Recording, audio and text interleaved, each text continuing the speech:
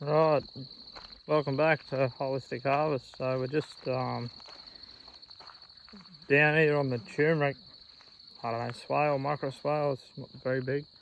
Just giving a bit of a weed, been a bit behind the 8 ball with getting mulch and things on, but that's okay, we'll weed it, we'll mulch it, and it'll be alright for the rest of the crop now. Anyway, I'll just show you some before and after what we've been doing, what the plants all look like.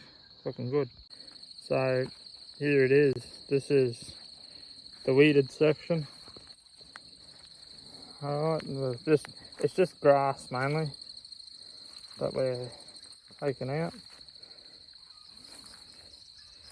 The plants are looking pretty good. It's a slippery bit there.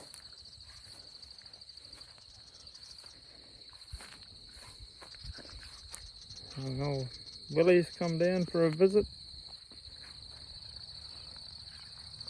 Had a family of 3, the other one shouldn't be too far away. Willie wagtails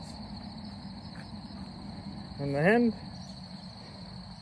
So this is just a standard Cavendish banana.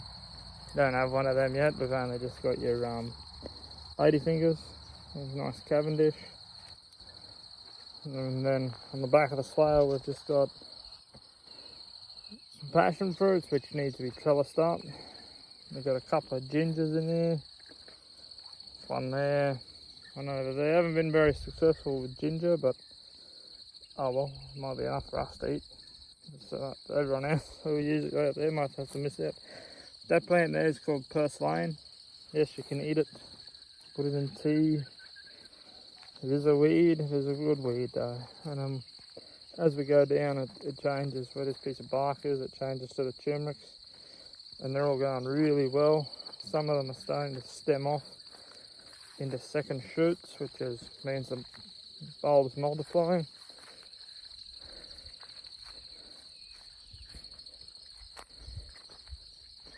Like this one here. So this has got the original and the second one. So that sees multiplying well. And these will grow until they die completely down. The leaves die off and the bulb will be fully set then. Alternatively, if you have a big enough set, you can just take off a bulb and that, like, you know, just chop the bit out that you want. You'd obviously have to have more than one stem, and you just come in, you just chop in between, straight in between there, chop that bit off and just take your turmeric out, fresh turmeric. Got a blue Java banana on here, don't have one of them, that's our first one. And then we just come along and then you can see where we're up to. So this is basically relative what all this looked like. Just to show what happens with no mulch. The grass is no good for this crop. Obviously grass is better than any mulch at all, like instead of having none. But grass is a direct relation to ginger and turmeric, and they just fight each other. Not a good one to have. If it was around some fruit trees and that wouldn't be as bad, but this particular crop it's not ideal. Other plants could have been better, but this is just what grew and we just had time now to come into it. That's just a eucalypt. There's stumps, a couple of stumps where we chopped them down for the shed there, so they wouldn't land on the shed in a storm, so they just grown back like that. They were meant to be burnt out, but anyway, things happen. Anyway, I'll give you a look when it's all finished mulching. So we've been going since 7:30 this morning. It's now 11:30ish, and we finished all the weeding and we're just now mulching, so I thought I'd show you a before and after of that, and it looks bloody amazing.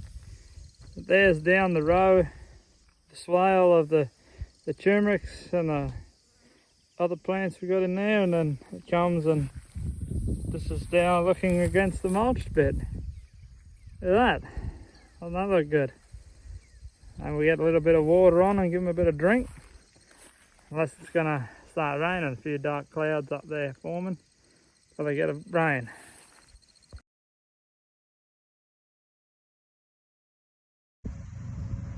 How's it going, guys? I was just out having a bit of a look here at our first swale food forest, and I just noticed that one of our little bananas here, it's a Jackass variety, or ladyfinger it's also known as. I just noticed it had a few more pups than what we do, so I just flip the camera around and I'll show you what they do, well, we do, what they do commercially when they grow bananas. It just makes a keep getting flush of bananas through once the mother one dies.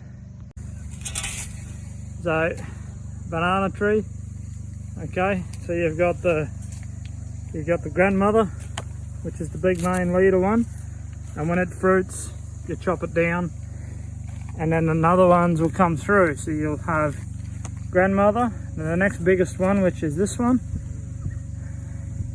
and that'll be the mother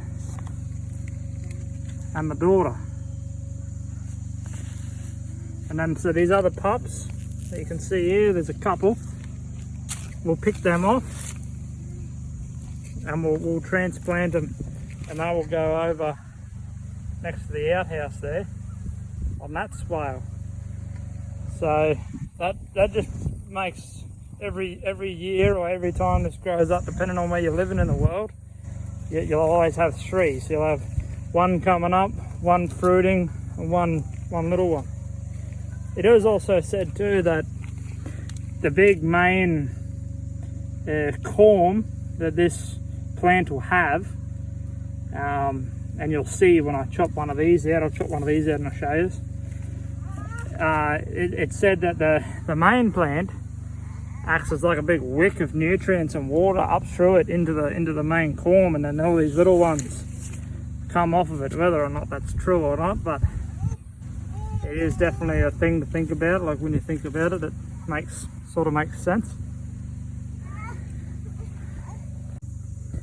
Yeah, these ones didn't come out exactly as planned, but you know, like that, they'll still grow perfectly fine. Meant to have a little bulbule on the bottom, which is the corm I was going to show you, but you can see where it did attach like that to the main part of the plant, or the corm. Now we're going to plant them in the next spot and wait for the rain that's about to happen, hopefully. Oh, banana leaf in my way. Yeah, some darker clouds out there. I was just checking the other bananas in the little line we got here, and this is a good little demonstration. Like, you got the grandmother, the daughter, which is a little bit smaller, and then the granddaughter's really tiny. I was actually just checking in to see if you had any more pups, so I can go and plant these ones. There's a pretty good specimen, hasn't fruited yet. We're going good. I just walked past this plant here too. It's about, I don't know, 5 feet high. It's Queensland arrowroot. The same plant they make the little arrowroot biscuits out of. You make flour out of them, potato substitute. Good thing about this plant is you can just come along, just use your shovel and just chop out like the little piece there, and it'll just come out like a round ball, and you just eat them as a potato substitute. Really nice. And this one can be also divided the same way as a banana. You just come along, get your shovel, bang off one of them corms. You know, if it's got too much leaves in, a third the leaves back, and stick them in the ground. It's much like we've done over here. This is just to provide a little bit of shade for the afternoon sun. So they're all along that line there. They're all off the same mother plant, and it just keeps multiplying and multiplying and multiplying, exactly like a banana will, exactly like a turmeric will, exactly like a ginger will. They're all growing the same way. So there they are in their home for now. So you got that, oh, This little one we took. There's a bit bigger one we took. And yeah, maybe a month ago, that tree there was as big as that one. So this is just a swale for the leach tube of the outhouse, or the composting toilet there. Beautiful.